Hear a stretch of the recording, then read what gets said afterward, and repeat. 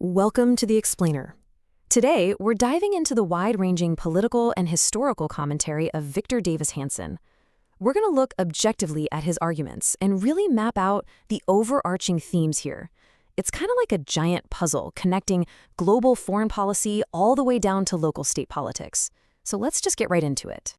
Here's a quick look at our agenda for today. Middle East foreign policy, shifts in democratic politics, culture wars and history, populism and presidential campaigns, and finally, California's political landscape.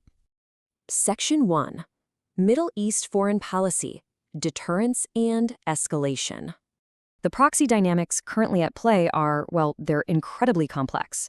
According to the commentary, while the Houthis are attacking Saudi tankers in the Red Sea, Iran is deliberately and selectively targeting nations closest to the United States, places like the UAE and Kuwait. Because of this mounting pressure, Saudi Arabia is reportedly considering shifting its traditional alignments, looking instead toward alternative alliances with nations like Turkey and Pakistan. You can imagine this creates a highly volatile strategic triangle that completely complicates any straightforward military response. Now, this brings us to a really critical concept in military strategy: dual-use targets. Basically, these are pieces of infrastructure, think power grids, port facilities, things like that serve both civilian and military functions. The source argues that striking these specific types of targets is a historical and sometimes necessary tactic for establishing deterrence. In fact, the commentary draws a direct line between proposed strong actions against Iran today and past military operations. They point out that both the Clinton administration in Belgrade back in 1999 and the Obama administration in Libya in 2011 successfully targeted infrastructure to cripple a regime's capabilities. It's incredibly high stakes for sure, but historically, it's a powerful lever that gets pulled. And this creates a massive central military dilemma. On one hand, regime change via air power avoids putting boots on the ground, but the source deems it historically ineffective for actually removing a deeply entrenched, ideologically driven regime. It just doesn't get the whole job done. Conversely, sending in ground troops is highly effective for actual removal, but it's considered politically toxic. It instantly evokes the incredibly costly, decades-long nation-building efforts we saw in Iraq and Afghanistan. So the crucial point here is this: political leaders desperately want the decisive results of ground troops, but they're almost entirely restricted to the methods of air power. Talk about a rock in a hard place, right? All right, Section 2. Shifts in democratic politics. The ideological shift. Take a look at this quote. They were Dr. Frankenstein in their lab. They gave him a bolt of electricity, and he woke up and said, "I'm going to strangle you and take over." This is a really striking metaphor the source uses to claim that mainstream establishment politicians deliberately incubated and funded radical socialist elements for short-term political gain. But, as you can see from the analogy, the argument is that they've now birthed a political movement they can no longer control or contain. To back up why this ideological shift is a vulnerability right now, the source points directly to the everyday economy. The commentary contrasts a 1.7% aggregate inflation rate during the first Trump term with an aggregate rate of over 20% and a peak annual rate of 9% during the Biden administration. I mean, when everyday costs like food, rent, and insurance skyrocket, the argument is that voters are just much less willing to indulge in progressive or socialist platforms. The tolerance for radical political shifts naturally shrinks when people are feeling an intense squeeze in their own wallets. Section 3.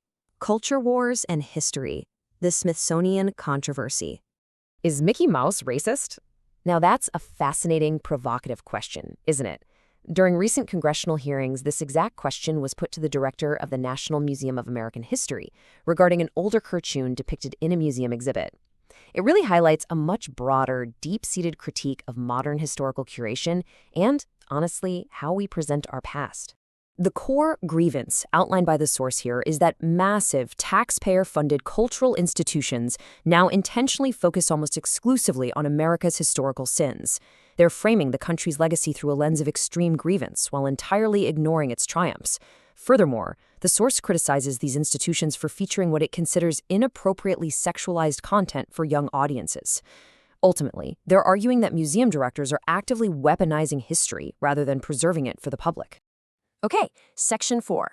Populism and presidential campaigns, historical parallels. So, the bare-knuckle political combat we see today, it's actually not entirely new. Back in 1824, John Quincy Adams represented the polite, highly educated aristocratic tradition. But just 4 years later in 1828, Andrew Jackson completely disrupted that system, ushering in a massive wave of populist nationalism. Fast forward to the modern era. In 1988, political strategist Lee Atwater used highly aggressive populist-style tactics to secure a win for George H.W. Bush. However, in 1992, when Bush returned to his more natural, polite style of campaigning, it actually resulted in a Republican loss. This beautifully illustrates a cyclical view of political history. There is a constant ongoing tension between elitism and populism. You see, there's a stark contrast between Queensberry rules campaigning, which is polite, aristocratic, and avoids personal attacks at all costs, and populist tactics. Populist tactics are highly aggressive. They utilize severe attack ads, or as Lee Atwater famously put it, they take the bark off the opponent. The source uses this historical context to justify modern, aggressive political rhetoric. They frame it not just as an anomaly, but as a necessary learned evolution for political survival in an incredibly polarized environment. Section 5. California's Political Landscape, a Micro-Case Study. $26,000. That is the staggering amount cited by the commentary as being spent per individual inhabitant on homeless facilities in San Francisco. That's a massive per capita investment, right? Yet the source notes that these nonprofit-run facilities are reportedly rife with understaffing, vermin infestations, and sheer mismanagement. It's framed as a prime, localized example of extreme government inefficiency. Building on that, the commentary cites a whole cascade of grievances to construct a narrative of a state in profound decay. First, it points to the state's alleged subversion of Proposition 39, a voter ID initiative, as a direct undermining of the voters' will. It also highlights a tragic violent crime in the seaside town of Capitola, committed by a 19-year-old who had been paroled despite warning signs, which they used to harshly critique the state's justice system. Economically speaking, the source points out the stark reality of citizens paying a massive 13.3% top tax rate, yet enduring what is rated as some of the nation's absolute worst infrastructure. And finally, you have the resulting major business exoduses.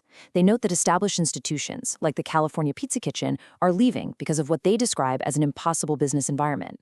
Which leaves us with this final question to ponder. How profoundly do historical narratives and aggressive political rhetoric shape our daily understanding of current events?